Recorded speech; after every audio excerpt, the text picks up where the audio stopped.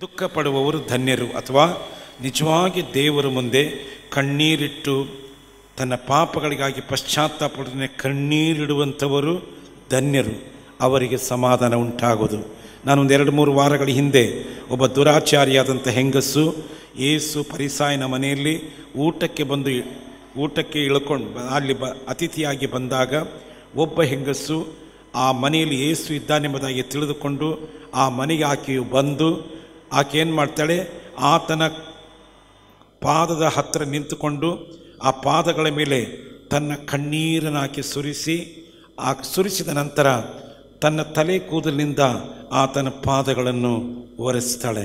ಅಳುತ್ತಾನೆ ಇದ್ದಾಳೆ. ಕಣ್ಣೀರನ್ನು ಆತನ ಪಾದಗಳ ಮೇಲೆ ಹಾಕ್ತಾ ಆಕೆಯು ತನ್ನ ತಲೆ ಕೂದಲಿನಿಂದ ಆತನ ಪಾದಗಳನ್ನು ಒರೆಸ್ತಾ ಇದ್ದಾಳೆ. ಇದೇನು ಅಂದರೆ ಸೂಚಿಸ್ತಾ ಇದೆ ಅಂದರೆ, ಆಕೆಯು ತನ್ನ ಜೀವನದಲ್ಲಿ ಮಾಡಿದಂಥ ತನ್ನ ಪಾಪಗಳಿಗೋಸ್ಕರವಾಗಿ ಬಿಡುಗಡೆ ಬೇಕೆಂಬುದಾಗಿ ಬಯಸ್ತಾ ಇದ್ದಳು. ಆದರೆ ಯಾರು ನನ್ನನ್ನು ಪಾಪದಿಂದ ಬಿಡಿಸ್ತಾರೆ, ಯಾರು ನನಗೆ ಸಮಾಧಾನ ಕೊಡ್ತಾರೆ, ಯಾರು ನನಗೆ ಶಾಂತಿಯನ್ನು ಕೊಡ್ತಾರೆ ಎಂಬುದಾಗಿ ಆಕೆಯು ತವಕಿಸುತ್ತಿರುವಾಗ ಆಕೆಯು ಸರಿಯಾದ ವ್ಯಕ್ತಿಯ ಬಳಿಗೆ ಬಂದಿದ್ದಾಳೆ. ನಾನು ಯೇಸುವಿನ ಬಳಿಗೆ ಹೋದರೆ, ನಾನು ಯೇಸುವಿನ ಬಳಿಗೆ ಹೋಗ್ತೇನೆ, ಆತನ ಮುಂದೆ ನನ್ನ ಪಾಪಗಳನ್ನು ಒಪ್ಪಿಕೊಂಡು ಅರಿಕೆ ಮಾಡ್ತೇನೆ, ಆತನ ಮುಂದೆ ಹೋಗಿ ನಾನು ಅಳುತ್ತೇನೆ, ಕಣ್ಣೀರು ಹಾಕ್ತೇನೆ, ನಾನು ಖಂಡಿತವಾಗಿ ಯೇಸು ನನ್ನ ಪಾಪಗಳನ್ನು ಕ್ಷಮಿಸ್ತಾನೆ ಎಂಬ ನಂಬಿಕೆಯೊಡನೆ ಬಂದಳು. ಆಕೆಯು ಆ ಕೆಲಸ ಮಾಡಿದ ಮೇಲೆ ಆಕೆ ಹೇಳುತ್ತಾನೆ, ಅಮ್ಮ, ನಿನ್ನ ಪಾಪಗಳು ಬಹಳವಾದರೂ ಅವುಗಳೇನಾಗಿವೆ, ಕ್ಷಮಿಸಲ್ಪಟ್ಟಿವೆ, ನೀನು ಸಮಾಧಾನದಿಂದ ಹೋಗು ಅಂದನು. ಆಕೆಯು ಯೇಸುವಿನ ಮುಂದೆ ಬಂದು ತನ್ನ ಪಾಪಗಳಿಗೋಸ್ಕರವಾಗಿ ಕಣ್ಣೀರು ಬಿಟ್ಟಳು, ಪಶ್ಚಾತ್ತಾಪ ಪಟ್ಟಳು. ಇವತ್ತು ಕೀರ್ತನೆಗಾರರ ದಾವೀದನು ಹೇಳುತ್ತಾನೆ, ಪಶ್ಚಾತ್ತಾಪದಿಂದ ಜಜ್ಜಿ ಹೋದ ಮನಸ್ಸನ್ನು ದೇವರು ತಿರಸ್ಕಾರ ಮಾಡುವುದಿಲ್ಲ.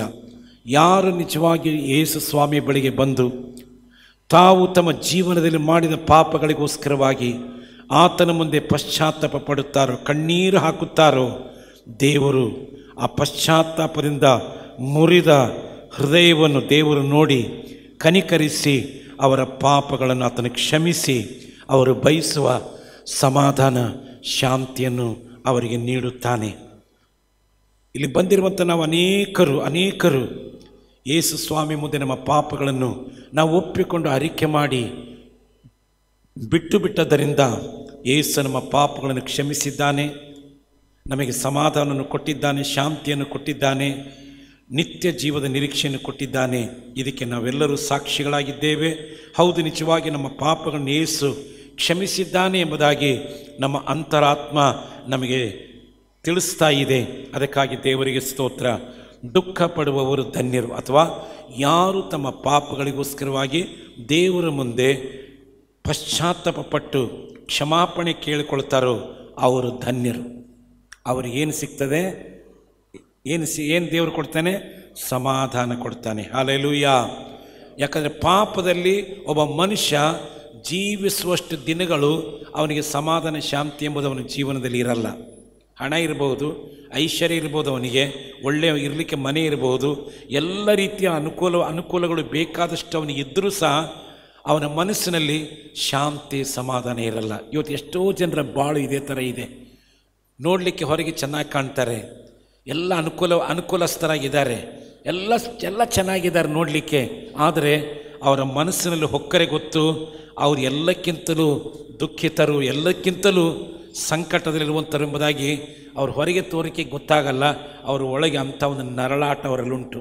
ಅದಕ್ಕಾಗಿ 32ನೇ ಕೀರ್ತನೆಯಲ್ಲಿ ದಾವೀದನು ಹೇಳುತ್ತಾನೆ, ನಾನು ನನ್ನ ಪಾಪಗಳನ್ನು ದೇವರ ಮುಂದೆ ಒಪ್ಪಿಕೊಂಡು ಅರಿಕೆ ಮಾಡದೇ ಇದ್ದಾಗ ದಿನವೆಲ್ಲ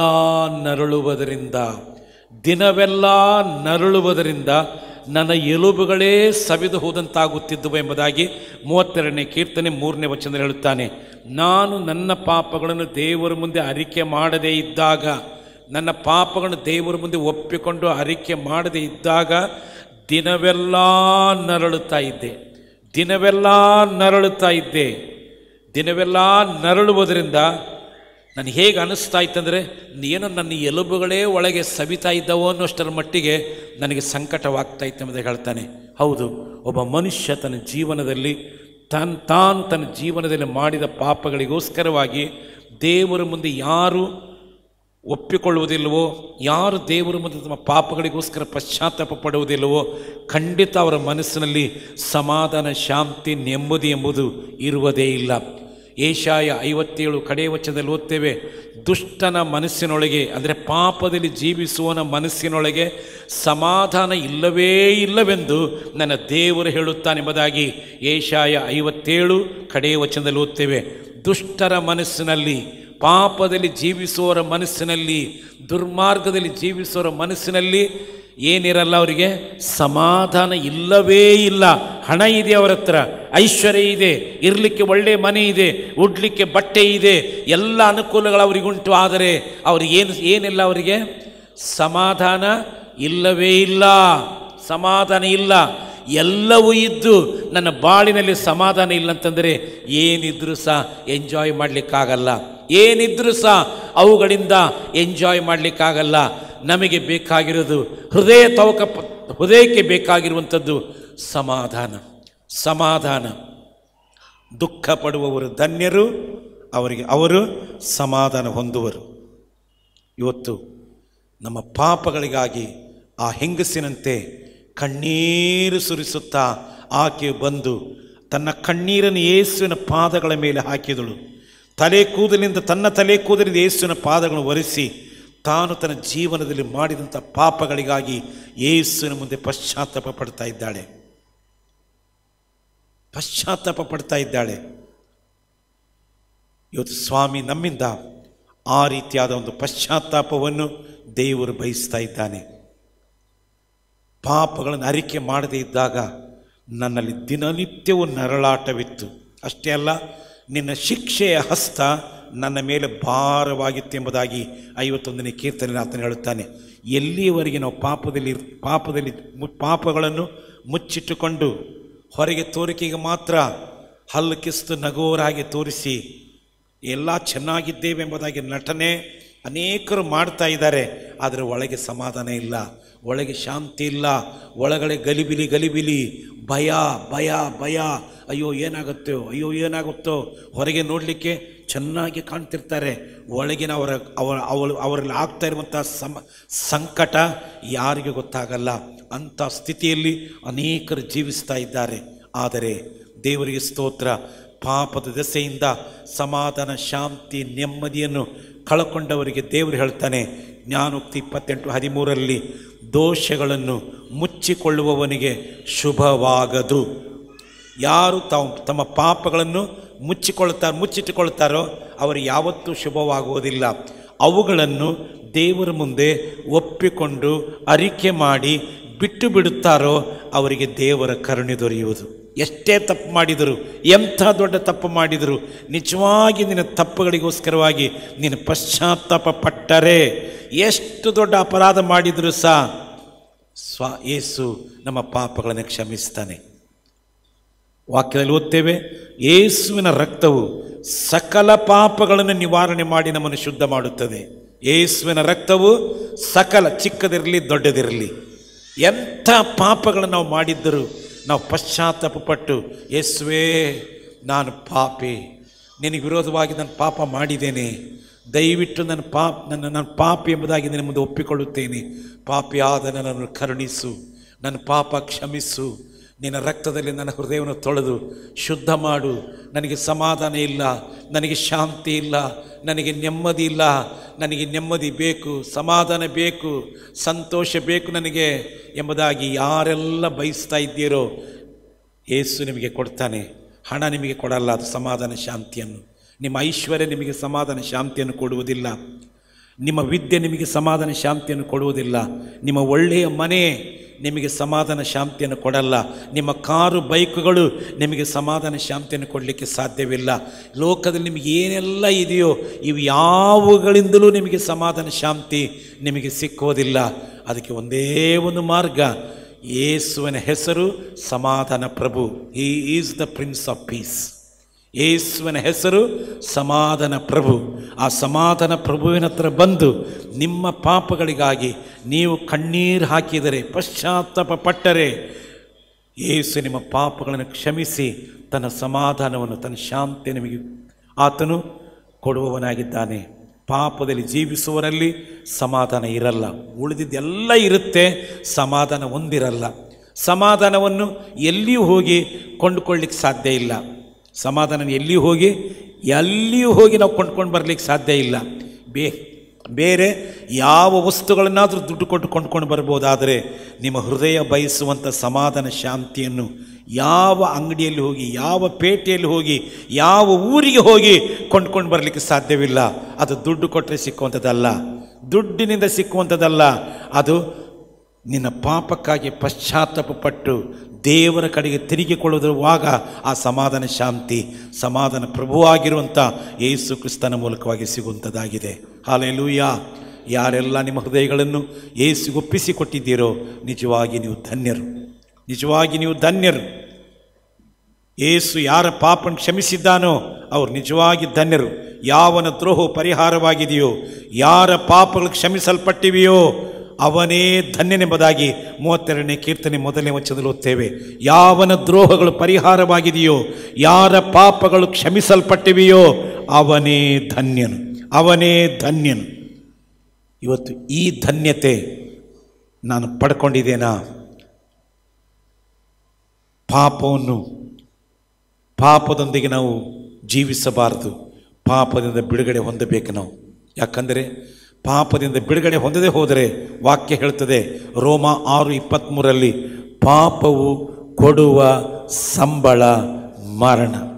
ರೋಮ 6:23 ಪಾಪವು ಕೊಡುವ ಸಂಬಳ ಮರಣ. ನಿಮಗೆ ದುಡಿದರೆ ಸಂಬಳ ಸಿಗುತ್ತೆ. ಕೆಲಸ ಮಾಡಿದರೆ ನಮಗೆ ಜನರಿಂದ ಸಂಬಳ ಕೊಡ್ತಾರೆ. ಪಾಪ ಮಾಡಿದ್ಕೊಂಡು ಸಂಬಳ ಇಟ್ಟಿದ್ದಾನೆ. ಆ ಸಂಬಳ ಮರಣ ಅಂತಂದರೆ ಅದು ಈ ಶರೀರದ ಮರಣವಲ್ಲ. ಈ ಶರೀರದ ಮರಣ ಹೊಂದಿದ ನಂತರ ಇನ್ನೊಂದು ಮರಣವಿದೆ, ಅದಕ್ಕೆ 2ನೆಯ ಮರಣ ಅಂತ ಹೆಸರು. ಆ 2ನೆಯ ಮರಣ ಅಂತಂದರೆ ಏನು?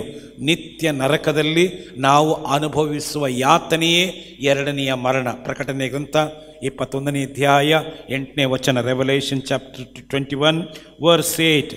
ಪ್ರಕಟಣೆ 21 8ನೇ ವಚನ ಹೀಗೆ ಓದ್ತೇವೆ.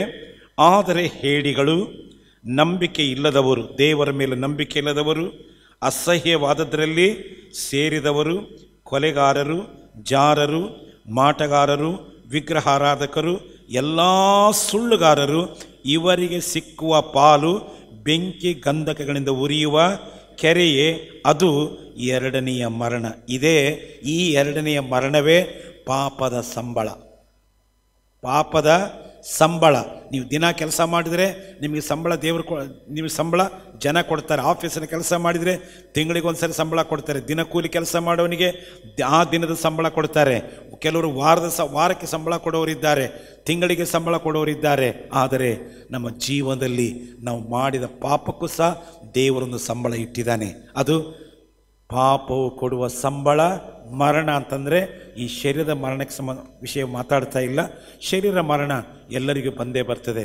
ಒಳ್ಳೆಯವರಿಗೂ ಕೆಟ್ಟವರಿಗೂ ಶರೀರ ಮರಣ ಇದ್ದೇ ಇದೆ. ಅದನ್ನು ಯಾರು ತಪ್ಪಿಸಿಕೊಳ್ಳಿಕ್ಕಾಗಲ್ಲ. ಯಾಕಂದರೆ ವಾಕ್ಯವೇ ಹೇಳ್ತದೆ, ದೇವರೇ ಹೇಳ್ತಾನೆ, ನೋಡು ಆದಮನೇ, ನಾನು ನಿನ್ನನ್ನು ಮಣ್ಣಿನಿಂದ ಉಂಟು ಮಾಡಿದ್ದೇನೆ, ನೀನು ಮಣ್ಣಾಗಿದ್ದಿ, ತಿರುಗಿ ಮಣ್ಣಿಗೆ ನೀನು ಸೇರಬೇಕು. ನೀನನ್ನು ಮಣ್ಣಿನಿಂದ ಉಂಟು ಮಾಡಿದ್ದೇನೆ, ನೀನು ಮಣ್ಣಾಗಿದ್ದಿ, ತಿರುಗಿ ಮಣ್ಣಿಗೆ ನೀನು ಸೇರಲೇಬೇಕು. ಈ ವಿಧಿ ದೇವರ ವಿಧಿಸಿದಂಥ ವಿಧಿಯಿಂದ ಯಾರು ತಪ್ಪಿಸಿಕೊಳ್ಳಿಕ್ಕಾಗಲ್ಲ. ಒಳ್ಳೆಯವರು ಕೆಟ್ಟವರು ಎಲ್ಲರೂ ಸಹ ಈ ಶರೀರದಲ್ಲಿ ಹುಟ್ಟಿದಂಥ ಪ್ರತಿಯೊಬ್ಬ ಮನುಷ್ಯ ಈ ಮಣ್ಣಿನ ಶರೀರದಲ್ಲಿ ಇರುವಂಥ ಈ ಶರೀರ ಇದು ಶಾಶ್ವತವಾಗಿ ಇರುವ ಶರೀರವಲ್ಲ. ಇದು ಬರೀ ತಾತ್ಕಾಲಿಕವಾಗಿ ಭೂಮಿ ಮೇಲೆ ಇರುವಂಥ ಶರೀರ. ಇದು ರಕ್ತ ಮಾಂಸಗಳಿಂದ ಕೂಡಿದಂಥ ಈ ಶರೀರ, ಇದರ ಆತ್ಮ ಇದರೊಳಗಿಂದ ಬೇರ್ಪಟ್ಟ ಮೇಲೆ ಇದಕ್ಕೆ ಯಾವ ಬೆಲೆಯೂ ಇಲ್ಲ. ನಮ್ಮೊಳಗೆ ದೇವರು ಇಟ್ಟಿರುವಂಥ ಆತ್ಮ ಈ ಶರೀರದಿಂದ ದೇವರು ಅದನ್ನು ಹಿಂಪಡೆದ ಮೇಲೆ ಈ ಮಣ್ಣಿನ ಶರೀರಕ್ಕೆ ಏನು ಬೆಲೆ ಇಲ್ಲ. ತಗೊಂಡೋಗಿ ಮಣ್ಣಿನಲ್ಲಿ ಏನಾಗ್ತೇವೆ, ನಾವು ಇದನ್ನು ಹೂತು ಹಾಕ್ತೇವೆ, ಇದು ತಿರುಗಿ ಮಣ್ಣಿಗೆ ಮಣ್ಣಾಗಿ ಹೋಗುತ್ತದೆ. ಈ ಶರೀರಕ್ಕೆ ಬರುವ ಮರಣ ಬೇರೆ. ನಾವು ಶಾರೀರಿಕವಾಗಿ ಸತ್ತ ನಂತರ ಇನ್ನೊಂದು ಮರಣ ಇದೆ. ಅದಕ್ಕೆ ಎರಡನೆಯ ಮರಣ ಎಂದಾಗಿ ಬೈಬಲ್ ಹೇಳ್ತದೆ. ಆ ಎರಡನೆಯ ಮರಣ ಅಂತಂದರೆ ಏನು? ನರಕದಲ್ಲಿ ನಾವು ನಿತ್ಯಕ್ಕೂ ಅನುಭವಿಸುವ ಯಾತನೆಗೆ ಎರಡನೆಯ ಮರಣ ಅಂತ ಓದ್ತೇವೆ. ಅದು ವಿಚಿತ್ರ ಮರಣ ಅಂತಂದರೆ, ಈ ಕಡೆ ಆ ನರಕದ ಬೆಂಕಿಯೊಳಗೆ ಒಬ್ಬ ಮನುಷ್ಯ ಹಾಕಲ್ಪಟ್ಟರೆ ಆ ಕಡೆ ಬೆಂಕಿ ಆರುವುದೂ ಇಲ್ಲ, ಅದರಲ್ಲಿ ಹಾಕಲ್ಪಟ್ಟ ಮನುಷ್ಯ ಸುಟ್ಟು ಬೂದಿನೂ ಆಗುವುದಿಲ್ಲ. ಅದೊಂದು ರೀತಿಯ ಜಳ, ಭಯಂಕರವಾದಂಥ ಜಳದಲ್ಲಿ ಈ ಮನುಷ್ಯ, ಹಾಕಲ್ಪಟ್ಟ ಮನುಷ್ಯ ಉರಿ ತಡಿಲಾರದೆ, ಆ ನೋವು ತಡಿಲಾರದೆ ದಿನ ಅದು ಯಾವಾಗಲೂ ಎದೆ ಬಡ್ಕೊಳ್ಳುತ್ತಾ ಅಯ್ಯೋ ಅಯ್ಯೋ ಅಯ್ಯೋ ಅಂತ ಎದೆ ಬಡ್ಕೊಳ್ಳುತ್ತಾ ಕಟಕಟ ಹಲ್ಲು ಕಡಿಯುತ್ತಾ ಯಾತನೆ ಪಡ್ತಾ ಇರ್ತಾನೆ. ಅದೇ ಎರಡನೆಯ ಮರಣ. ಅದಕ್ಕೆ ಇದು ಯಾವುದಕ್ಕೆ ಸಿಕ್ಕುವ ಸಂಬಳ? ಯಾವುದಕ್ಕೆ ಸಿಕ್ಕುವ ಸಂಬಳ? ಇದು ಪಾಪಕ್ಕೆ ಸಿಕ್ಕುವ ಸಂಬಳ. ನಾವೆಲ್ಲರೂ ಪಾಪಿಗಳು, ನಾವೆಲ್ಲರೂ ಪಾಪಿಗಳು. ನಾವು ಯಾರು ನೀತಿವಂತರಾಗಿ ಹುಟ್ಟಿಲ್ಲ, ನಾವೆಲ್ಲರೂ ಜನ್ಮ ಪಾಪಿಗಳು, ನಾವೆಲ್ಲರೂ ಕರ್ಮ ಪಾಪಿಗಳಾಗಿದ್ದೇವೆ.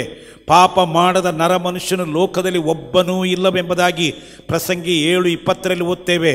ಪಾಪ ಮಾಡದ ನರ ಮನುಷ್ಯನು ಈ ಲೋಕದಲ್ಲಿ ಒಬ್ಬನೂ ಇಲ್ಲ. ಅದರಲ್ಲಿ ನಾನು ನೀವು ಎಲ್ಲರೂ ಬಂದೆವು. ಪಾಪ ಮಾಡದ ನರ ಮನುಷ್ಯನು ಲೋಕದಲ್ಲಿ ಒಬ್ಬನೂ ಇಲ್ಲ. ಎಲ್ಲರೂ ಪಾಪ ಮಾಡಿ ದೇವರ ಮಹಿಮೆಯನ್ನು ಹೊಂದದೆ ಹೋಗಿದ್ದಾರೆ. ನೀತಿವಂತನು ಇಲ್ಲ, ಒಬ್ಬನಾದರೂ ಇಲ್ಲ. ಎಲ್ಲರೂ ದಾರಿ ತಪ್ಪಿದವರೇ. ನಾವೆಲ್ಲರೂ ಪಾಪಿಗಳು. ಆದರೆ ಈ ಪಾಪದ ದೆಸೆಯಿಂದ ಸಮಾಧಾನ, ಶಾಂತಿ, ನೆಮ್ಮದಿ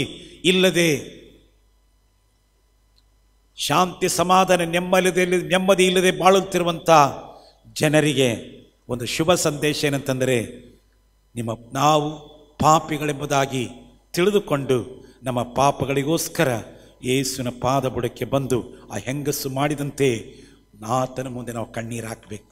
ಸ್ವಾಮಿ, ಐ ಆಮ್ ಸಾರಿ ದೇವರೇ, ನಿನಗೆ ವಿರೋಧವಾಗಿ ನಾನು ಪಾಪ ಮಾಡಿದ್ದೇನೆ.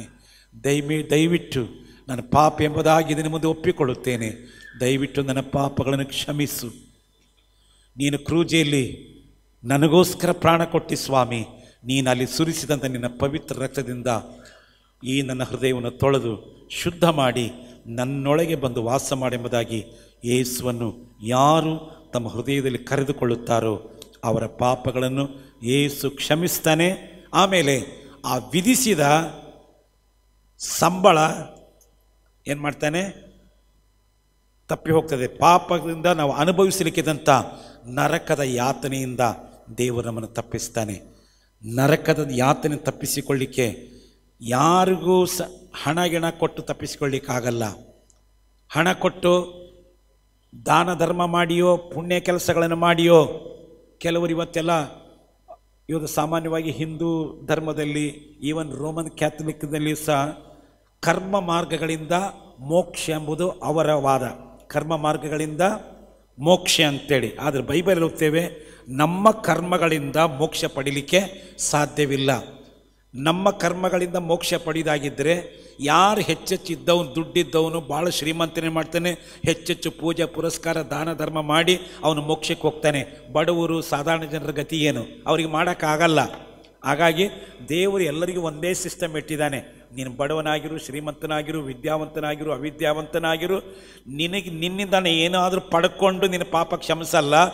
ನಿನಗೆ ಪಾಪ ಕ್ಷಮಾಪಣೆ ಬೇಕಾದರೆ ನನ್ನ ಪಾದಕ್ಕೆ ಬಂದು ಅಡ್ಡ ಬಿದ್ದು ನೀನು ಕಣ್ಣೀರು ಹಾಕು, ನೀನು ಪಶ್ಚಾತ್ತಾಪ ಪಡು, ನನ್ನ ಪಾಪಿ ಎಂಬುದಾಗಿ ನೀನು ಒಪ್ಪಿಕೋ, ನಿನ್ನ ಪಾಪಕ್ಕಾಗಿ ಪಶ್ಚಾತ್ತಾಪ ಪಡು, ಅಳು, ಯೇಸುವೇ ನನಗೆ ಕ್ಷಮಿಸು ಎಂಬುದಾಗಿ ಹೇಳಬೇಕು. ಶ್ರೀಮಂತನು ಅಷ್ಟೇ ಮಾಡಬೇಕು, ಕಡು ಬಡವನು ಅಷ್ಟೇ ಮಾಡಬೇಕು, ದೊಡ್ಡ ವಿದ್ಯಾವಂತನು ಅದನ್ನೇ ಮಾಡಬೇಕು, ದರಿದ್ರನು ಅದನ್ನೇ ಮಾಡಬೇಕು, ರಾಷ್ಟ್ರಪತಿಯು ಅದನ್ನೇ ಮಾಡಬೇಕು, ಪಿಯೂನ್ ಸಹ ಅದನ್ನೇ ಮಾಡಬೇಕು ಸ್ವರ್ಗ ಹೋಗಲಿಕ್ಕೆ. ಬೇರೆ ಸ್ವರ್ಗಕ್ಕೆ ಹೋಗಲಿಕ್ಕೆ ಶ್ರೀಮಂತರಿಗೆ, ಬಡವರಿಗೆ, ವಿದ್ಯಾವಂತರಿಗೆ, ಅವಿದ್ಯಾವಂತರಿಗೆ ಬೇರೆ ಬೇರೆ ರೀತಿಯ ಮಾರ್ಗಗಳನ್ನು ದೇವರು ಇಟ್ಟಿಲ್ಲ. ಎಲ್ಲರಿಗೂ ಒಂದೇ ಮಾರ್ಗ. ಪಾಪಿಗಳಂತ ಒಪ್ಪಿಕೊಂಡು ಪಾಪಕ್ಕಾಗಿ ಪಶ್ಚಾತ್ತಾಪ ಪಟ್ಟು ಕಣ್ಣೀರು ಹಾಕಿ ಕ್ಷಮೆಯನ್ನು ಯೇಸುವಿನ ಹತ್ರ ಕೇಳಿ ಆ ಯೇಸುವನ್ನೇ ನಮ್ಮ ಹೃದಯಗಳಿಗೆ ಬರುವಂತೆ ಆತನನ್ನು ಆಹ್ವಾನಿಸಬೇಕು. ಆಗ ಯೇಸು ಏನು ಮಾಡ್ತಾನೆ? ನಮ್ಮ ಪಾಪಗಳನ್ನು ಕ್ಷಮಿಸ್ತಾನೆ. ಯೇಸುವಿನ ರಕ್ತವು ನಮ್ಮ ಸಕಲ ಪಾಪಗಳ ನಿವಾರಣೆ ಮಾಡಿ ನಮ್ಮನ್ನು ಶುದ್ಧ ಮಾಡುತ್ತದೆ. 1 ಯೋಹಾನ 1:7 ಅದೇ ಅಧ್ಯಾಯದ 9ನೇ ವಚನದಲ್ಲಿ ಓದ್ತೇವೆ, ಆತನು ನಾವು ನಮ್ಮ ಪಾಪಗಳನ್ನು ಒಪ್ಪಿಕೊಂಡು ಆತನ ಮುಂದೆ ಅರಿಕೆ ಮಾಡಿದರೆ ಯೇಸು ನಂಬಿಗಸ್ತನೂ ನೀತಿವಂತನೂ ಆಗಿರುವುದರಿಂದ ನಮ್ಮ ಸಕಲ ಅನೀತಿಯನ್ನು ಪರಿಹರಿಸಿ ನಮ್ಮ ಹೃದಯವನ್ನು ಶುದ್ಧ ಮಾಡುವುದು. ಯಾರೇ ಎಷ್ಟೇ ಕೆಟ್ಟ ಕೆಲಸ ಮಾಡಿದರೂ ನಾವು ಪಶ್ಚಾತ್ತಾಪ ಪಟ್ಟು ಅವುಗಳನ್ನು ಬಿಟ್ಟು ಬಿಡಬೇಕು. ಮತ್ತೆ ಆ ಪಾಪದ ಗೊಡವೆಗೆ ನಾವು ಹೋಗಬಾರದು. ಆ ಪಾಪದ ಗೊಡವೆಗೆ ನಾವು ಹೋಗಬಾರದು. ನಾವು ಓದಿದಂಥ ಈ ಮತ್ತಾಯನ ಸುವಾರ್ತೆ 5ನೇ ಅಧ್ಯಾಯದ ಮಾತಿಗಾಗಿ ದೇವರಿಗೆ ಸ್ತೋತ್ರ. ದುಃಖ ಪಡುವವರು ಧನ್ಯರು, ಅವ್ರಿಗೇನು ಸಿಗ್ತದೆ? ಅದರ ಅರ್ಥ ಇಷ್ಟೇ, ಯಾರು ತಮ್ಮ ಪಾಪಕ್ಕಾಗಿ ನಿಜವಾಗಿಯೂ ತಮ್ಮನ್ನು ಯೇಸುವಿನ ಮುಂದೆ ಕಣ್ಣೀರು ಹಾಕಿ ಪಶ್ಚಾತ್ತಾಪ ಪಡುತ್ತಾರೋ ಅವರು ಧನ್ಯರು. ಅವರಿಗೆ ಸಮಾಧಾನ ಸಿಗ್ತದೆ. ಮಾತ್ರವಲ್ಲ, ಅವರ ಪಾಪಕ್ಕಾಗಿ ವಿಧಿಸಲ್ಪಟ್ಟಿದ್ದಂಥ ನರಕದಿಂದ ಅವರು ಪಾರಾಗ್ತಾರೆ. ನರಕದ ಶಿಕ್ಷೆಯಿಂದ ಅವರು ಪಾರಾಗ್ತಾರೆ. ಹಲ್ಲೆಲೂಯಾ. ಇವತ್ತು ಯಾರಿಗೆಲ್ಲ ನರಕದ ಶಿಕ್ಷೆಯಿಂದ ಪಾರಾಗಬೇಕು, ಮರಣದ ನಂತರ ಯೇಸುವಿರುವಲ್ಲಿ ಪರಲೋಕಕ್ಕೆ ಹೋಗಬೇಕೆಂಬುದಾಗಿ ಬಯಸುವುದಿದ್ದರೆ, ಬಡವನಿಗೂ ಶ್ರೀಮಂತನಿಗೂ ಒಂದೇ ದಾರಿ, ಆ ದಾರಿ ಯೇಸು ಆಗಿದ್ದಾನೆ. ಹಲ್ಲೆಲೂಯಾ. ನಾನೇ ಮಾರ್ಗವು, ನಾನೇ ಸತ್ಯವು, ನಾನೇ ಜೀವವಾಗಿದ್ದೇನೆ. ನನ್ನ ಮೂಲಕ ಹೊರತು ಯಾರು ಆ ತಂದೆಯ ಬಳಿಗೆ ಬರಲಿಕ್ಕೆ ಸಾಧ್ಯವೇ ಇಲ್ಲವೆಂಬುದಾಗಿ ಯೇಸು ಸ್ವಾಮಿ ಹೇಳಿದ್ದಾನೆ. ಹಲ್ಲೆಲೂಯಾ. ಅಪೊಸ್ತಲ ಕೃತ್ಯಗಳು 4:12 ಪೇತ್ರನು ಹೇಳುತ್ತಾನೆ, ಆಕಾಶದ ಕೆಳಗೆ ಈ ಭೂಮಿಯ ಮೇಲೆ ಮನುಷ್ಯರೊಳಗೆ ಕೊಡಲ್ಪಟ್ಟಿರುವ ಯೇಸು ಎಂಬ ನಾಮದಿಂದ ಅಲ್ಲದೆ ರಕ್ಷಣೆಗೆ ಬೇರೆ ನಾಮ ಇಲ್ಲವೇ ಇಲ್ಲ. ಯಾರೇ ಆಗಿರಲಿ ಪರಲೋಕ ಬೇಕು, ನನ್ನ ಮರಣದ ನಂತರ ನಾನು ಪರಲೋಕ ಸೇರಬೇಕು, ದೇವರ ಹತ್ರ ಹೋಗಬೇಕು, ಸ್ವರ್ಗದಲ್ಲಿ ಇರಬೇಕು ಎಂಬುದಾಗಿ ಬಯಸುವವರಿಗೆ ಮಾರ್ಗ ಯೇಸು ಆಗಿದ್ದಾನೆ. ಅದಕ್ಕೆ ನಮಗೇನು ಖರ್ಚಿಲ್ಲ, ನಾವೇನು ಖರ್ಚು ಮಾಡಬೇಕಾಗಿಲ್ಲ. ದೇವರು ಖರ್ಚು ಮಾಡಿದ್ದಾನೆ. ಅದಕ್ಕೋಸ್ಕರ ನಮ್ಮ ಒಳಿತಿಗೋಸ್ಕರವಾಗಿ ನಮ್ಮನ್ನು ಸ್ವರ್ಗಕ್ಕೆ ಸೇರಿಸಲಿಕ್ಕಾಗಿ ದೇವರು ಖರ್ಚು ಮಾಡಿದ್ದಾನೆ. ಏನು ಖರ್ಚು ಮಾಡಿದ? ತನ್ನ ಒಬ್ಬನೇ ಮಗನಾದ ಯೇಸುವನ್ನು ನಮಗಾಗಿ ಈ ಲೋಕಕ್ಕೆ ಕಳಿಸಿಕೊಟ್ಟನು. ದೇವರು ಲೋಕದ ಮೇಲೆ ಎಷ್ಟೋ ಪ್ರೀತಿಯನ್ನಿಟ್ಟು ತನ್ನ ಒಬ್ಬನೇ ಮಗನಾದ ಯೇಸುವನ್ನು ನಮಗಾಗಿ ಕೊಟ್ಟನು. ಯೇಸು ಸ್ವಾಮಿ ಯೇಸುವನ್ನೇ ಕ್ರಯವಾಗಿ ನಮ್ಮ ಪಾಪಕ್ಕೋಸ್ಕರವಾಗಿ ತಂದೆ ದೇವರು ಕೊಟ್ಟಿದ್ದಾನೆ. ನಾವು ಪಾಪ ಕ್ಷಮಾಪಣೆಗೋಸ್ಕರವಾಗಿ ಏನನ್ನು ನಮಗೆ ಖರ್ಚು ಮಾಡಬೇಕಾಗಿಲ್ಲ. ನಮ್ಮ ಪುಣ್ಯದ ಕ್ರಿಯೆಗಳಿಂದ ಪಾಪ ಕ್ಷಮಾಪಣೆ ಇಲ್ಲ. ಒಂದು ವಚನ ಓದಿರಿ, ಗಲಾತ್ಯ ಪತ್ರಿಕೆ 3ನೇ ಅಧ್ಯಾಯ 11ನೇ ವಚನ, 3:11. ಸಿಕ್ಕಿತ ಎಲ್ಲರಿಗೆ? ಗಲಾತ್ಯ 3:11. ಕರ್ಮ ಮಾರ್ಗದಿಂದ ಯಾವನು ದೇವರ ಸನ್ನಿಧಿಯಲ್ಲಿ ನೀತಿವಂತನಾಗುವುದಿಲ್ಲ. ಕರ್ಮ ಮಾರ್ಗದಿಂದ, ಅಥವಾ ನಾವು ದೇವರಿಗೆ ಏನಾದರೂ ಕೊಟ್ಟೋ, ಪುಣ್ಯದ ಕೆಲಸಗಳನ್ನು ಮಾಡಿಯೋ, ದಾನ ಧರ್ಮ ಮಾಡಿಯೋ, ಅನ್ನದಾನ ಮಾಡಿಯೋ, ವಸ್ತ್ರದಾನ ಮಾಡಿಯೋ, ಬಡವರಿಗೆ ಏನಾದರೂ ಸಹಾಯ ಮಾಡಿಯೋ, ಏನಾದರೂ ಉಪಕಾರ ಮಾಡಿದ್ದಕ್ಕೋಸ್ಕರವಾಗಿ ನಾವು ನೀತಿವಂತರಾಗಲಿಕ್ಕೆ ಸಾಧ್ಯವಿಲ್ಲ. ಇದು ನಾವು ಮಾಡುವ ಕಾರ್ಯಗಳಿಂದ ನೀತಿವಂತರಾಗಲ್ಲ. ಯೇಸು ನಮಗಾಗಿ ಕ್ರೂಜೆ ಮೇಲೆ ಮಾಡಿದಂಥ ಆ ತ್ಯಾಗದ ಮೂಲಕವಾಗಿ ನಾವು ನೀತಿವಂತರಾಗ್ತೇವೆ, ನಮ್ಮ ಪುಣ್ಯದಿಂದಲ್ಲ. ಕರ್ಮ ಮಾರ್ಗದಿಂದ ಯಾರೂ ದೇವರ ಸನ್ನಿಧಿಯಲ್ಲಿ ನೀತಿವಂತರಾಗಲಿಕ್ಕೆ ಸಾಧ್ಯವಿಲ್ಲ. ನಮ್ಮ ಕರ್ಮ ಮಾರ್ಗಗಳಿಂದ ದಾನ ಮಾಡಿದೆ, ಧರ್ಮ ಮಾಡಿದೆ, ಪುಣ್ಯದ ಕೆಲಸ ಮಾಡಿದೆ ನನಗೆ, ಹಾಗಾಗಿ ನಾನು ನೀತಿವಂತನಾಗ್ಬೋದು, ದೇವರ ಮಗನಾಗ್ಬೋದು, ದೇವರ ಮಗಳಾಗ್ಬೋದು ಎಂಬುದಾಗಿ ಯಾರಾದರೂ ಭಾವಿಸಿದರೆ ಅದು ಶುದ್ಧ ಸುಳ್ಳು. ನಮ್ಮ ಪುಣ್ಯದಿಂದಲ್ಲ ರಕ್ಷಣೆ. ಅದಕ್ಕಾಗಿ ಎಫೆಸ ಪತ್ರಿಕೆ 2ನೇ ಅಧ್ಯಾಯದಲ್ಲಿ ಭಕ್ತನಾದ ಪೌಲನು ಹೇಳುತ್ತಾನೆ, ನಾವು ರಕ್ಷಣೆ ಹೊಂದಿದ್ದು ಯಾವುದರಿಂದ? ಕೃಪೆಯಿಂದಲೇ ನೀವೇನಾಗಿದ್ದೀರಿ? ರಕ್ಷಣೆ ಹೊಂದಿದ್ದೀರಿ. ಕೃಪೆಯಿಂದಲೇ ನೀವು ರಕ್ಷಣೆ ಹೊಂದಿದ್ದೀರಿ. ಅದು ನಿಮ್ಮ ಪುಣ್ಯ ಕ್ರಿಯೆಗಳಿಂದ ಅಲ್ಲ. ಅದು ದೇವರ ಉಚಿತಾರ್ಥವಾದ ರಕ್ಷಣೆ ಎಂಬುದು ದೇವರ ಉಚಿತಾರ್ಥ ದಾನ. ದೇವರಿಂದ ನಮಗೆ ಸಿಕ್ಕಂಥ ಉಚಿತಾರ್ಥ ದಾನ ರಕ್ಷಣೆ. ಪಾಪದಿಂದ ಬಿಡುಗಡೆ ಎಂಬುದು ದುಡ್ಡು ಕೊಟ್ಟು ಪಡೆಯುವಂಥದ್ದಲ್ಲ, ದೇವರಿಂದ ನಮಗೆ ಉಚಿತವಾಗಿ ಸಿಕ್ಕಂಥ ವರ ದಾನವಾಗಿದೆ. ಹಲ್ಲೆಲೂಯಾ. ಇವತ್ತು ನಾವು ನಿಜವಾಗಿ ಧನ್ಯರು. ಇವತ್ತಿಲ್ಲಿ ಬಂದಿರುವ ದೇವರ ಮಕ್ಕಳೇ, ನಾವೆಷ್ಟು ಧನ್ಯರು. ನಾವು ಉಚಿತವಾಗಿ ಪಾಪದಿಂದ ಬಿಡುಗಡೆ ಹೊಂದಿದ್ದೇವೆ. ಇದಕ್ಕಾಗಿ ನಮಗೇನು ಖರ್ಚಾಗಿಲ್ಲ, ಇದಕ್ಕಾಗಿ ನಾವು ಏನನ್ನೂ ಕೊಟ್ಟಿಲ್ಲ. ಆದರೆ ಯೇಸು ಇದಕ್ಕಾಗಿ ತನ್ನ ಪ್ರಾಣವನ್ನೇ ಶಿಲುಬೆಯಲ್ಲಿ ಯಜ್ಞವಾಗಿ ಅರ್ಪಿಸಿದ್ದಾನೆ. ಆತನ ಶಿಲುಬೆಯ ಮರಣದಿಂದ, ಆತನು ಸುರಿಸಿದ ರಕ್ತದಿಂದ, ಆತ ನಮಗಾಗಿ ಯಜ್ಞವಾದದ್ದರಿಂದ ನಮಗೆ ಪಾಪಕ್ಕೆ ಬಿಡುಗಡೆ. ಅದಕ್ಕಾಗಿ ಯೋಹಾನನ ಸುವಾರ್ತೆ 1:29 ಸ್ನಾನಿಕನಾದ ಯೋಹಾನನು ಹೇಳುತ್ತಾನೆ, ಅಗೋ ದೇವರು ಯಜ್ಞಕ್ಕೆ ನೇಮಿಸಿದ ಕುರಿ ಲೋಕದ ಪಾಪವನ್ನು ನಿವಾರಣೆ ಮಾಡುವವನು. ಅಗೋ, ದೇವರು ಯಜ್ಞಕ್ಕೆ ನೇಮಿಸಿದ ಕುರಿ, ಲೋಕದ ಎಲ್ಲ ಜನರ ಪಾಪ ನಿವಾರಣೆಗಾಗಿ ಯೇಸು ಶಿಲುಬೆಯಲ್ಲಿ ಯಜ್ಞವಾಗುವಂಥ ಕುರಿ ಎಂಬುದಾಗಿ ಯೇಸುವಿನ ಬಗ್ಗೆ ಆತನು ಹೇಳಿದನು. ಇನ್ನು ಆತನು ಶಿಲುಬೆಯಲ್ಲಿ ಸಾಯುವುದಕ್ಕಿಂತ ಮುಂಚಿತವಾಗಿ ಆತನ ಕುರಿತು ಪ್ರೊಫೆಟಿಕಲ್ ಮೆಸೇಜ್ ಸ್ನಾನಿಕನಾದ ಯೋಹಾನನು ತನ್ನ ಬಳಿಗೆ ಬರುವಂಥ ಯೇಸು ನೋಡಿಕೊಂಡು ಆತನು ಹೇಳ್ತಾ ಇದ್ದಾನೆ. ಯಾಕಂದರೆ ಯೇಸು ಆಗಷ್ಟೇ ಸೇವೆಯನ್ನು ಪ್ರಾರಂಭಿಸಿದ ದಿವಸಗಳಲ್ಲಿ ಸ್ನಾನಿಕನಾದ ಯೋಹಾನನು ಯೇಸುವನ್ನು ಭೇಟಿಯಾಗ್ತಾನೆ. ಆತನು ದೀಕ್ಷಾಸನ ಮಾಡಿಸಿಕೊಳ್ಳೋದಕ್ಕಾಗಿ ಬರುವಾಗ ಆತನು, ಅಗೋ, ದೇವರು ಯಜ್ಞಕ್ಕೆ ನೇಮಿಸಿದ ಕುರಿ, ಲೋಕದ ಪಾಪವನ್ನು ನಿವಾರಣೆ ಮಾಡುವವನೆಂಬುದಾಗಿ ಅವನ ಬಗ್ಗೆ ಸಾಕ್ಷಿ ಕೊಟ್ಟ. ಯೇಸು ಯಾರಂತಂದರೆ ಈ ಲೋಕದ ಮಾನವರ ಪಾಪವನ್ನು ನಿವಾರಣೆ ಮಾಡುವಂಥ ದೇವರ ಯಜ್ಞದ ಕುರಿಮರಿ. ಆತ ನಮಗಾಗಿ ಶಿಲುಬೆಯಲ್ಲಿ ಯಜ್ಞವಾಗಿದ್ದಾನೆ. ಆತನ ಶಿಲುಬೆಯ ಮರಣದ ಮೂಲಕವಾಗಿ ನಮಗೆ ಪಾಪಕ್ಕೆ ಬಿಡುಗಡೆ ಉಂಟಾಗುತ್ತದೆಯೇ ವಿನಃ ನಮ್ಮ ಕರ್ಮ ಮಾರ್ಗಗಳಿಂದ ನಮಗೆ ಪಾಪಕ್ಕೆ ಬಿಡುಗಡೆ ಆಗುವುದಿಲ್ಲ. ಪಾಪಕ್ಕೆ ಬಿಡುಗಡೆ ಖಂಡಿತವಾಗಿಯೂ ನಮಗೆ ಸಿಗಲ್ಲ. ಹಾಗಾಗಿ ಇವತ್ತು ಯಾರೆಲ್ಲ ಯೇಸು ಸ್ವಾಮಿಯ ಬಳಿಗೆ ಬಂದು ಪಾಪಕ್ಕಾಗಿ ಪಶ್ಚಾತ್ತಾಪಪಟ್ಟು ಕ್ಷಮೆ ಕೇಳಿ ಯೇಸುವಿನ ಹೃದಯ ರಕ್ಷಕನಾಗಿ ಸ್ವೀಕಾರ ಮಾಡಿದ್ದೀರೋ, ನೀವೆಲ್ಲರೂ ಧನ್ಯರು. ಇನ್ನು ಮೇಲೆ ನೀವು ಪಾಪಕ್ಕೆ ದಾಸರಲ್ಲ. ಇನ್ನು ಮೇಲೆ ಸೈತಾನ ನಿಮಗೆ ತಂದೆಯೂ ಅಲ್ಲ, ಈಗ ದೇವರು ನಿಮಗೆ ತಂದೆಯಾಗಿದ್ದಾನೆ. ಹಲ್ಲೆಲೂಯಾ. ದೇವರು ನಮಗೆ ತಂದೆಯಾಗಿದ್ದಾನೆ. ದೇವರ ಮಕ್ಕಳೆಂಬ ಅಧಿಕಾರವನ್ನು ನಾವು ಪಡ್ಕೊಂಡಿದ್ದೇವೆ. ಈ ಅಧಿಕಾರ ದೇವರು ನಮಗೆ ಕೊಟ್ಟದಕ್ಕಾಗಿ ದೇವರಿಗೆ ಸ್ತೋತ್ರ. ಪಾಪ ಕ್ಷಮಾಪಣೆ, ದೇವರ ಮಕ್ಕಳಾಗುವಂಥ ಭಾಗ್ಯ ಸಿಕ್ಕುವಂಥದ್ದು ದುಃಖ ಪಡುವುದರಿಂದ. ನಾವೀಗ ಮತ್ತಾಯನ ಸುವಾರ್ತೆಯಲ್ಲಿ ಓದಿದ ಪ್ರಕಾರ ದುಃಖ ಪಡುವವರು ಧನ್ಯರು. ಯಾರೆಲ್ಲ ಯೇಸುವಿನ ಮುಂದೆ ಬಂದು ನಿಮ್ಮ ಪಾಪಕ್ಕಾಗಿ ಕಣ್ಣೀರು ಹಾಕಿದ್ದೀರೋ, ದುಃಖ ಪಟ್ಟಿದ್ದೀರೋ, ಪಶ್ಚಾತ್ತಾಪ ಪಟ್ಟಿದ್ದೀರೋ, ನೀವೆಲ್ಲರೂ ಧನ್ಯರು. ನೀವು ದೇವರ ಮಕ್ಕಳಾಗಿದ್ದೀರಿ. ನೀವು ದೇವರ ಮಕ್ಕಳೆಂಬುದಾಗಿ ನಿಮ್ಮ ಅಂತರಾತ್ಮದಲ್ಲಿ ಪವಿತ್ರಾತ್ಮನು ನಿಮಗೆ ಸಾಕ್ಷಿ ಹೇಳ್ತಾ ಇದ್ದಾನೆ. ನೀನು ಯಾರು, ಲೋಕ ಏನು ಬೇಕಾದರೂ ಹೇಳ್ಕೊಳ್ಳಿ, ನೀನು ತಲೆ ಕೆಡಿಸ್ಕೊಳ್ಬೇಡ. ನೀ ದೇವರ ಮಗನು, ನೀ ದೇವರ ಮಗಳು, ನೀ ದೇವರ ಮಗನು, ನೀ ದೇವರ ಮಗಳೆಂಬುದಾಗಿ ಪವಿತ್ರಾತ್ಮ ನಮಗೆ ಧೈರ್ಯ ಕೊಡ್ತಾ ಇದ್ದಾನೆ. ಮಾತ್ರವಲ್ಲ, ಆ ಪವಿತ್ರಾತ್ಮ ನಮಗೆ ಆ ರೀತಿ ಹೇಳುವುದರಿಂದ ಇವತ್ತು ನಾವು ದೇವರನ್ನು ಅಪ್ಪ ತಂದೆ ಅಂತ ನಾವು ಆತನ ಸಂಬೋಧಿಸ್ತಾ ಇದ್ದೇವೆ. ಅಪ್ಪ ತಂದೆ ಅಂತ ನಾವು ಆತನನ್ನು ಸಂಬೋಧಿಸಿ ನಮ್ಮ ಪ್ರಾರ್ಥನೆ ವಿಜ್ಞಾಪನೆಗಳನ್ನು ಆತನ ಮುಂದೆ ಹೇಳಲಿಕ್ಕೆ ದೇವರು ಸಹಾಯ ಮಾಡಿದ್ದಾನೆ. ಈ ದುಃಖ ಪಡುವರೆಂಬ ವಿಚಾರ ಮೊದಲು ನಮ್ಮ ಪಾಪಕ್ಕೆ ಸಂಬಂಧಪಟ್ಟದ್ದು. ನಮ್ಮ ಪಾಪಕ್ಕೆ ನಾವು ದುಃಖಿಸಬೇಕು ಎಂಬುದಾಗಿ ಹೇಳಿದರೆ, ಇನ್ನೊಂದು ಅರ್ಥದಲ್ಲಿ ನಾವು ಅದನ್ನು ಯೋಚನೆ ಮಾಡುವಾಗ, ನಾವು ದೇವರ ಮಕ್ಕಳು ಈ ಲೋಕದಲ್ಲಿ ಜೀವಿಸುವಾಗ ವಾಕ್ಯಲ್ಲಿ ಓದ್ತೇವೆ 34ನೇ ಕೀರ್ತನೆಯಲ್ಲಿ, ನೀತಿವಂತನಿಗೆ ಸಂಭವಿಸುವ ಕಷ್ಟಗಳು ಅನೇಕ.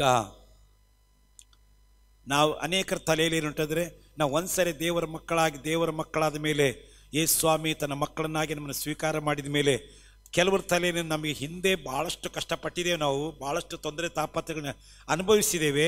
ಈಗ ನಾವು ದೇವರ ಮಕ್ಕಳಾದ ಮೇಲೆ ನಮಗೆ ಏನು ಕಷ್ಟಗಳೇ ಬರಬಾರ್ದು, ಏನು ತೊಂದರೆ ತಾಪತ್ರಗಳು ನಮ್ಮ ಜೀವನದಲ್ಲಿ ಬರಬಾರ್ದು ಅಂತ ಅನೇಕರ ತಲೆಯಲ್ಲಿ ಇಲ್ಲ. ನೀವು ದೇವರ ಮಕ್ಕಳಾದ ಮೇಲೆಯೂ ಸಹ ದೇವರೇನು ಮಾಡ್ತಾನೆ, ನೀತಿವಂತನಿಗೂ ಏನು ಬರ್ತವೆ, ನೀತಿವಂತನಿಗೆ ಸಂಭವಿಸುವ ಕಷ್ಟಗಳು ಎಲ್ಲಿಯಾದರೂ ಅಪರೂಪಕ್ಕೊಂದು ಬರ್ತದೆ ಅಂತ ಹೇಳಿಲ್ಲ, ಅನೇಕ ಕಷ್ಟಗಳು ಬರ್ತವೆ.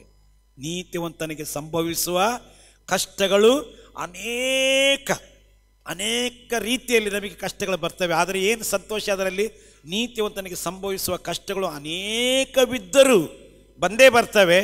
ಆದರೆ ಯೆಹೋವನು ಅವೆಲ್ಲವುಗಳಿಂದ ನಮ್ಮನ್ನೇನು ಮಾಡ್ತಾನೆ, ಬಿಡಿಸುವನು. ಇದು ನಮಗೆ ಅದರಲ್ಲಿರುವಂಥ ಧೈರ್ಯ. ಯಾರು ಸಹ ನೆನೆಸ್ಕೊಳ್ಬೇಡಿ, ನಾವು ದೇವರ ಮಕ್ಕಳಾದ ಮೇಲೆ ನಮಗೆ ಕಷ್ಟನೇ ಬರಬಾರ್ದು. ಯಾಕೆ ಕಷ್ಟ ಕೊಡಬೇಕು ನಮಗೆ? ನಾವು ದೇವರ ಮಕ್ಕಳಾಗದೇ ಇದ್ದಾಗ ಪಾಪದಲ್ಲಿ ಜೀವಿಸ್ತಾ ಇದ್ದೆವು, ಕೆಟ್ಟವರಾಗಿದ್ದೆವು. ನಮಗೆ ಕಷ್ಟಗಳ ಮೇಲೆ ಕಷ್ಟಗಳು, ತೊಂದರೆಗಳ ಮೇಲೆ ತೊಂದರೆಗಳು, ತಾಪತ್ರೆಗಳ ಮೇಲೆ ತಾಪತ್ರೆಗಳು ಬರ್ತಾ ಇದ್ದವು. ಈಗ ನಾವು ದೇವರ ಮಕ್ಕಳಾದ ಮೇಲೆ ನಮಗೆ ಯಾಕಿದೆ ಎಲ್ಲ ಕಷ್ಟ? ಕೆಲವು ಸಂದರ್ಭ ದೇವರ ಮಕ್ಕಳು ಗಲಿಬಿಲಿಗೊಳ್ತಾರೆ. ಕಷ್ಟಗಳು ಬರುವಾಗ, ರೋಗಗಳು ಬರುವಾಗ, ನಷ್ಟಗಳಾಗುವಾಗ, ದೇವರೇ ನಾನು ಏನು ಪಾಪ ಮಾಡಿದೆ, ನಾನೇನು ಕೆಟ್ಟ ಕೆಲಸ ಮಾಡಿದೆ, ಇಷ್ಟು ಚೆನ್ನಾಗಿ ನಿನಗೆ ನಾನು ನಡ್ಕೊಳ್ತಾ ಇದ್ದೇನೆ, ಇಷ್ಟು ನಿನ್ನ ಪ್ರೀತಿಸ್ತಾ ಇದ್ದೇನೆ, ನನಗ್ಯಾಕೆಂಥ ಕಷ್ಟಗಳು ಅಂತೇಳಿ ಅನೇಕ ಸಾರಿ ದೇವರ ಮಕ್ಕಳು ಪ್ರಶ್ನೆ ಹಾಕಿಕೊಳ್ತಾರೆ. ಆದರೆ ಈ ಸಮಯದಲ್ಲಿ ನಿಮಗೆ ತಿಳ್ಕೊಂಡಿರಬೇಕು, ದೇವರ ಮಕ್ಕಳಿಗೆ ಸಹ ಏನು ಬರ್ತವೆ, ಕಷ್ಟಗಳು ಬರ್ತವೆ. ಮತ್ತು ದೇವರ ಮಕ್ಕಳಿಗೆ ಕಷ್ಟಗಳು ಬರಬೇಕು. ಕಷ್ಟಗಳು ನಮಗೆ ದೇವರು ಕೊಟ್ಟಾಗ ಅಷ್ಟೇ ದೇವರೇ ಅಂತ ನೆನಪು ಮಾಡಿಕೊಳ್ತೇವೆ. ಎಲ್ಲ ಸುಖ ಇದ್ದರೇನಾಗ್ತೇವೆ, ಕ್ರಮೇಣ ಏನಾಗುತ್ತೆ, ದೇವರನ್ನೇ ಮರ್ತು ಬಿಡ್ತೇವೆ. ಕಷ್ಟಗಳು ಬಂದಾಗೆಲ್ಲ, ಈಗ ನೋಡಿ ನಾವು ಎಲ್ಲಾರು ದಾರಿಲಿ ಹೋಗ್ತಿರ್ಬೇಕಾದ್ರೆ ಒಮ್ಮೆ ನೀವು ದಮ್ಮಂತ ಕೆಳಗೆ ಬೀಳ್ರಿ, ಮೊದಲು ಅಪ್ಪ ಅಮ್ಮ ಅಂತ ಹೇಳಲ್ಲ, ದೇವರೇ ಅಂತ ಕರೀತೇವೆ. ಯಾರೇ ಆಗಲಿ, ಅವ ಆಸ್ತಿಕನೋ ನಾಸ್ತಿಕನಾಗಿರಲಿ, ಅವ ದೇವ್ರನ್ನೇ ನಂಬಲ್ಲ ನಾಸ್ತಿಕನು, ಆದರೂ ದಡಲ್ಲಂತ ಬಿದ್ದಾಗ ಏನಾರು ಆದರೆ ಅಯ್ಯೋ ದೇವರೇ ಅಂತ ಮೊದಲು ಅವನು ಹೇಳೋದು. ಎಂಥ ಕೆಟ್ಟವನೇ ಇರಲಿ ಒಳ್ಳೆಯವನೇ ಇರಲಿ, ಬಿದ್ದಾಗ ಅವನೇನಾಗ್ತಾನೆ, ದೇವರೇ ಅಂತ ಕೂಗ್ತಾನೆ. ಇವತ್ತು ದೇವರ ಮಕ್ಕಳಾದ ನಾವು ಲೋಕದಲ್ಲಿ ಜೀವಿಸುವಾಗ ನಮಗೆ ಕಷ್ಟಗಳು ಬೇಕು. ಕಷ್ಟ ಬೇಡ ಅಂತ ಯಾವತ್ತೂ ಹೇಳಬಾರ್ದು, ಕಷ್ಟಗಳು ಬೇಕು. ಕಷ್ಟಗಳಿದ್ದರೆ ಮಾತ್ರ ನಾವು ದೇವರಿಗೆ ಹತ್ತಿರವಾಗಿ ಜೀವಿಸ್ತೇವೆ. ಕಷ್ಟಗಳಿದ್ದಾಗ ಮಾತ್ರ ನಾವು ದೇವರನ್ನು ಹೆಚ್ಚು ನಾವು ಪ್ರೀತಿಸ್ತೇವೆ. ಕಷ್ಟಗಳಿದ್ದಾಗ ಮಾತ್ರ ದೇವರು ನಾವು ಕೂಗಿಕೊಳ್ತೇವೆ. ಹಾಗಾಗಿ ಕಷ್ಟಗಳು ಬೇಡ ಅಂತ ಯಾರು ಹೇಳಬಾರ್ದು. ಯಾಕಂದರೆ ಕಷ್ಟಗಳು ಬಂದು ಆ ಕಷ್ಟಗಳಲ್ಲಿ ದೇವರ ಸಹಾಯ ನಾವು ಕಾಣ್ತೇವಲ್ಲ, ಆವಾಗ ನಾವು ಭಾಳ ಖುಷಿ ಪಡ್ತೇವೆ. ಕಷ್ಟಗಳು ಬರ್ತವೆ, ಕೊಡ್ತಾನೆ. ಕಷ್ಟದ ಮಧ್ಯೆ ದೇವರೇನು ಮಾಡ್ತಾನೆ, ನಮಗೆ ಸಹಾಯಗಳನ್ನು ಕೊಡ್ತಾನೆ, ಸಮಯೋಚಿತವಾದ ಸಹಾಯಗಳನ್ನು ಕೊಡ್ತಾನೆ. ಇಕ್ಕಟ್ಟಿನಿಲ್ಲ ಆತ ನಮಗೇನು ಮಾಡ್ತಾನೆ, ವಿಶೇಷ ಸಹಾಯಗಳನ್ನು ಕೊಟ್ಟು ತನ್ನ ಇರುವಿಕೆ, ನಾನು ನಿಮ್ಮೊಂದಿಗಿದ್ದೆ, ತನ್ನ ಇರುವಿಕೆ ನಮಗೇನು ಮಾಡ್ತಾನೆ, ತೋರಿಸ್ತಾನೆ. ನಾನು ನಿಮ್ಮೊಂದಿಗಿದ್ದೇನೆ. ಕಷ್ಟಗಳು ಬರುವಾಗ ಏನು ಮಾಡ್ತಾನೆ ದೇವರು, ಈ ಥರ ಮಾಡ್ತಾನೆ, ಸಹಾಯ ಕೊಡ್ತಾನೆ. ಆತ ನಮಗೆ ಆಶ್ರಯದುರ್ಗವಾಗಿದ್ದಾನೆ. ಇಕ್ಕಟ್ಟಿನಲ್ಲಿ ನಮಗೆ ವಿಶೇಷ ಸಹಾಯಗಳನ್ನು ಕೊಡ್ತಾನೆ, ಸಮಯೋಚಿತವಾದ ಸಹಾಯಗಳನ್ನು ಕೊಟ್ಟು ದೇವರ ಮಕ್ಕಳಿಗೆ, ಮಗನೇ ಮಗಳೇ ಗಲಿಬಿಲಿಗೊಳ್ಬೇಡ, ಸಮಸ್ಯೆಗಳ ಮಧ್ಯೆ ನಾನೇನಿದ್ದೆ, ನಿಮ್ಮೊಂದಿಗೆ ಇದ್ದೇನೆ. 23ನೇ ಕೀರ್ತನೆ 4ನೇ ವಚನ ದಾವೀದನು ಹೇಳುತ್ತಾನೆ ಏನಂತಂದರೆ, ನಾನು ಕಾರ್ಗತ್ತಲಿನ ಕಣಿವೆಯಲ್ಲಿ ನಡೆಯುವಾಗಲೂ ನೀನು ಹತ್ತಿರ ಇರುವುದರಿಂದ ಕೇಡಿಗೆ ಹೆದರೇನು. ನೀನು ಹತ್ತಿರ ಇದ್ದಿ. ಕೇಡು ಕಷ್ಟಗಳ ಮಧ್ಯದಲ್ಲಿ ದೇವರು ಎಲ್ಲೋ ದೂರ ಇರಲ್ಲ, ಕಷ್ಟಗಳ ಮಧ್ಯದಲ್ಲಿ ದೇವರು ನಮಗೆ ಹತ್ತಿರದಲ್ಲಿ ಇದ್ದಾನೆ. ದೇವರಿಗೆ ಸ್ತೋತ್ರ. ನಾನಿನ್ನು ಮಾತಾಡ್ಲಿಕ್ಕೆ ಹೋಗಲ್ಲ, ದೇವರ ಸೇವಕರು ಬರೋರಿದ್ದರು, ಅವರಿಗೆ ಬರಲಿಲ್ವಲ್ಲ ಅಂತ ನಾನು ಸ್ವಲ್ಪ ಹೊತ್ತು ನಿಮಗೆ ಈ ಭಾಗವದ ಬಗ್ಗೆ ವಿವರಣೆ ಮಾಡ್ತಾ ಇದ್ದೆ. ಒಂದೇನಂತಂದರೆ, ಮೊದಲನೇದಾಗಿ ದುಃಖ ಪಡುವವರು ಧನ್ಯರು. ಮೊದಲನೇದಾಗಿ ನಮ್ಮ ಪಾಪಗಳಿಗಾಗಿ ದುಃಖ ಪಡ್ತಾ ಇದ್ದೇವೆ.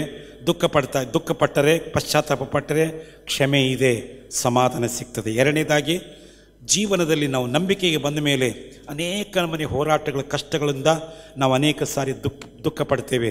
ಅಯ್ಯೋ ದೇವರೇ, ನನಗೆ ಯಾಕೆ ಹೀಗೆ, ಯಾಕೆ ಬಂತು ಹೀಗೆ, ಯಾಕೆ ತಾಪತ್ರೆ ಅಂತೇಳಿ ನಾವು ಅನೇಕ ಸಾರಿ ದುಃಖ ಪಡ್ತೇವೆ. ಆದರೆ ದುಃಖದ ಪರಿಸ್ಥಿತಿಗಳ ಮಧ್ಯದಲ್ಲಿಯೂ ಸಹ ದೇವರು ನಮ್ಮ ಸಂಗಡ. ಒಂದೇ ಒಂದು ವಚನ ಓದಿ ನಾನು ನಿಲ್ಲಿಸ್ತೇನೆ. ಯೋಹಾನನ ಸುವಾರ್ತೆ 16ನೇ ಅಧ್ಯಾಯ 20ನೇ ವಚನ. ಯೋಹಾನ 16:20. ನಿಮಗೆ ನಿಜವಾಗಿ ಹೇಳುತ್ತೇನೆ, ನೀವು ಅಳುತ್ತಾ ಗೋಳಾಡುತ್ತಾ ಇರುವಿರಿ, ಆದರೆ ಲೋಕವು ನಿಮಗೆ ಬಂದ ಕಷ್ಟ ನೋಡಿಕೊಂಡು ಅನ್ಯರು, ಲೋಕದವರು ನಿಮ್ಮನ್ನು ನೋಡಿ ಒಂದು ವೇಳೆ ಹೀಯಾಳಿಸ್ತಾ ಇರ್ಬೋದು, ಸಂತೋಷ ಪಡ್ತಾ ಇರ್ಬೋದು, ಆದರೆ ನಿಮಗೆ ದುಃಖವಾಗ್ತದೆ. ಆದರೆ ನಿಮ್ಮ ದುಃಖವು ಹೋಗಿ ಆನಂದ ಬರುವುದು.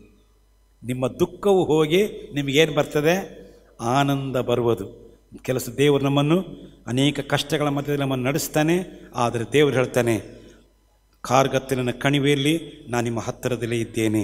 ನಿಮ್ಮ ದುಃಖವು ಹೋಗಿ ನಿಮಗೇನು ಉಂಟು ಮಾಡ್ತೇನೆ, ನಾನು ಆನಂದವನ್ನು ಉಂಟು ಮಾಡ್ತೇನೆ. ಒಂದು ವೇಳೆ ಇಲ್ಲಿ ಯಾರಾದರೂ ಇದೇ ಥರ ನಿಮ್ಮ ಕುಟುಂಬಗಳಲ್ಲಿ, ನಿಮ್ಮ ವೈಯಕ್ತಿಕ ಜೀವನದಲ್ಲಿ ಅನೇಕ ಸಮಸ್ಯೆಗಳು ನೀವು ಹಾದು ಹೋಗ್ತಾ ಇದ್ದೀರಿ, ಏನು ಮಾಡಬೇಕೆಂಬುದಾಗಿ ತಿಳಿದಂಥ ಪರಿಸ್ಥಿತಿಯಲ್ಲಿ ಇದ್ದೀರಾ, ಪರವಾಗಿಲ್ಲ, ನೀವು ತಲೆ ಕೆಡಿಸಿಕೊಳ್ಬೇಡಿ. ಸ್ವಾಮಿ ಹೇಳ್ತಾನೆ, ನೀವು ಕಾರ್ಗತ್ತಲಿನ ಕಣಿವೆಯಲ್ಲಿ ನಡೆಯುವಾಗ ನಿಮ್ಮ ಹತ್ತಿರದ ನಾನು ಇದ್ದೇನೆ. ನಿಮ್ಮ ದುಃಖವು ಹೋಗಿ ನಿಮಗೇನು ಉಂಟಾಗ್ತದೆ, ಆನಂದ ಉಂಟಾಗ್ತದೆ. ನಿಮ್ಮ ದುಃಖ ಹೇಳ್ರಿ, ನೀವು ಅರಿಕೆ ಮಾಡಿ, ನನ್ನ ದುಃಖವು ಹೋಗಿ ನನಗೆ ಆನಂದ ಉಂಟಾಗುವುದು. ಹಲ್ಲೆಲೂಯಾ. ಇದನ್ನು ನಾವು ಅರಿಕೆ ಮಾಡುವ, ನನ್ನ ದುಃಖವು ಹೋಗಿ ನನಗೆ ಆನಂದ ಉಂಟಾಗುವುದು. ನಾವಿಲ್ಲಿ ಇಲ್ಲಿರುವಂಥ 3ನೇ ವಚನಗಳಲ್ಲಿ 3ನೇ ವಚನ, ನೀನು ದುಃಖಿಸುವ ದಿನಗಳು ಕೊನೆಗಾಣುವವು. ನೀನು ದುಃಖಿಸುವ ದಿನಗಳು ಕೊನೆಗಾಣುವು. ನಂಬೋಣ. ದೇವರು ನಮ್ಮನ್ನು ಈ ಮಾತುಗಳ ಮೂಲಕವಾಗಿ ಆಶೀರ್ವದಿಸಲಿ.